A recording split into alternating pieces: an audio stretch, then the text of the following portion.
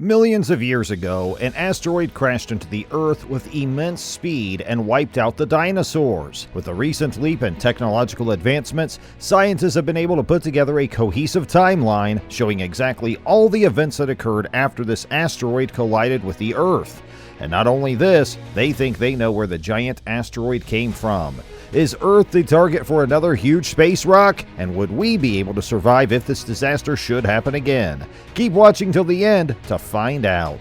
Imagine you were somewhere in North America about 65 million years ago when dinosaurs ruled the Earth and you were looking up at the night sky. You would have probably seen what appeared to be a bright star shining off into the distance. But if you watched this peculiar light for an hour or two, the object would seem to grow in brightness but barely move.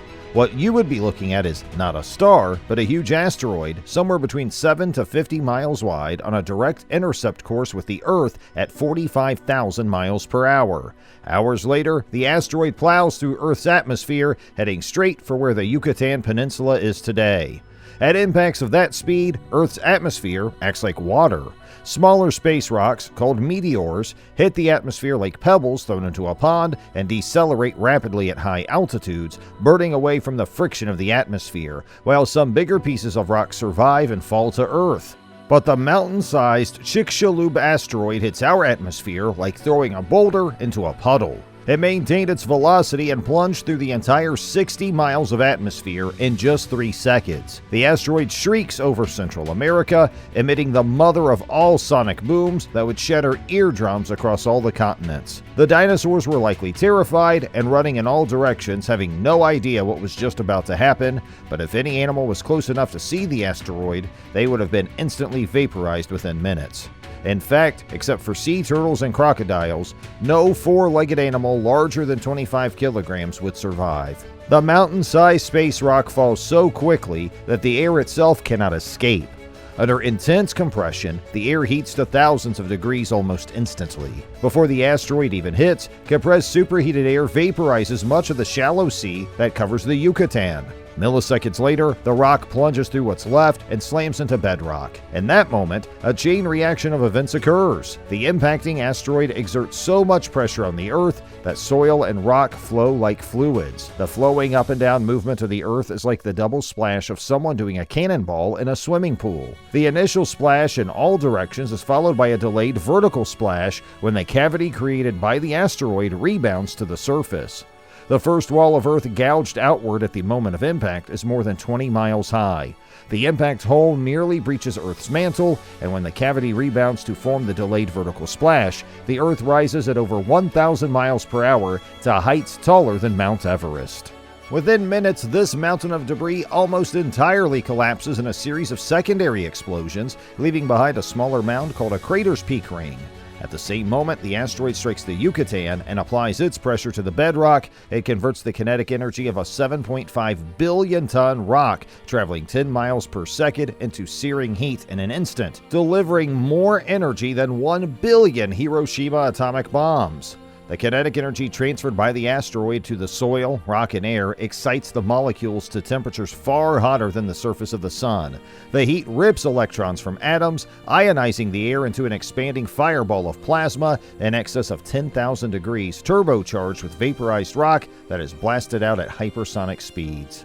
The heated, rapidly expanding air and near instantaneous conversion of Earth to gas, combined with the impact shockwave itself, forms a massive blast wave of pressure expanding outward at more than 1,000 miles per hour. If this asteroid hit the same spot today, the blast wave would vaporize you in Texas, deafen you in New York, blow out glass windows in Buenos Aires. The Chicxulub impactor rings Earth like a bell. Waves in Earth's crust radiate away from the impact zone at 2.5 miles per second. These waves then trigger fault-slipping earthquakes across the continents. If you were on the other side of the world, you would feel the ground shaking 30 minutes after impact. The impact triggers tsunamis as high as skyscrapers. The first of them hit Gulf coastlines within the hour. Waves ranging from 600 feet to perhaps as high as 1,000 feet smash into what is now Mexico and the southern United States and flood tens of miles inland.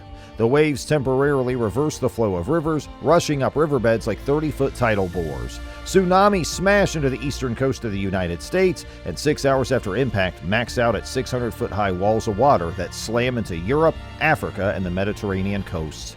Within 15 hours of impact, waves arrive on every coastline on the planet. Depending on local topography, the ocean sweeps away anything in its path and sucks it back to the sea when the waters finally retreat. It already sounds like Armageddon, but even more disasters are on their way. When the big rock strikes, its splash accounts for 25 trillion tons of Earth that it launches on ballistic trajectories, some at speeds that exceed Earth's escape velocity. These rocks exited Earth's gravitational pull to either orbit the Sun, and some of this material probably reached the Moon. But the majority of ejected debris returned to the Earth within the hour. These glass-like chunks, called tektites, some as large as buses, but most the size of marbles, pelt the Earth at speeds ranging from 100 to 200 miles per hour in lethal quantities. Regardless of where any remaining dinosaurs were on Earth, they were hit with this fiery hailstorm. But these glass bullets don't need to hit the dinosaurs to be fatal. As these tektites fall, their friction with the atmosphere emits enough thermal radiation to set fires across the planet. By some estimates, the combined heat of the returning embers heats the planet to the equivalent of an oven set to broil. Most of the world's trees burn, which is perhaps why the only bird species that survive the impact are those that nest on the ground. Of the few larger land animals to avoid extinction, nearly all have some means of escaping the heat. They either could burrow like small mammals, snakes, and lizards, or escape into the water like crocodiles or turtles. Even if the poor dinosaurs were on the other side of the world, they would have needed to find protection from the initial heat blast. And a final piece of terrible luck for the dinosaurs, Chicxulub happens to strike an area rich in oil and sulfur.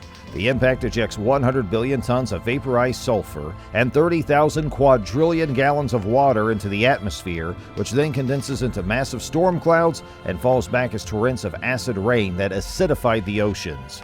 In the higher latitudes, continental-wide snowstorms deposit tens of feet of snow per day. But the global deluge doesn't last long, because in addition to water, Chicxulub vaporizes and explosively ejects 150 football stadiums worth of oil from the Yucatan bedrock. This oil condenses in the stratosphere as a black, sooty layer covering the Earth like a coat of black paint. Unlike the sulfur and wildfire smoke, the carbon circulates high above the cloud layer, stopping it from raining back down. And that becomes another big problem. The soot layer remains in the atmosphere, reducing the amount of sunlight that reaches Earth's surface by 90% for at least 2 to 3 years. The initial oven-like heat brought on by the returning tektites is followed by a deep and long-lasting freeze. Global temperatures drop by an average of almost 50 degrees. The only places on Earth to avoid this deep freeze are Madagascar, India, and Indonesia, which were tropical islands during this time. In the global chill, evaporation almost ceases, dropping rainfall by 80%. Nearly every spot on Earth outside of these tropical islands dries into a desert. Researchers using a supercomputer studied asteroid evolution using data from known asteroids. The scientists suggested that the Chicxulub asteroid likely originated from the Oort cloud, a sphere of debris at the edge of the solar system. It could have been a much larger comet that was pushed off course by Jupiter's gravitational field and sent close to the Sun, where it broke into several pieces. These fragments can cross the Earth's orbit and hit the planet once every 250 to 730 million years. Judging from this study, it's not a matter of if we can be hit by another giant rock from outer space, but when.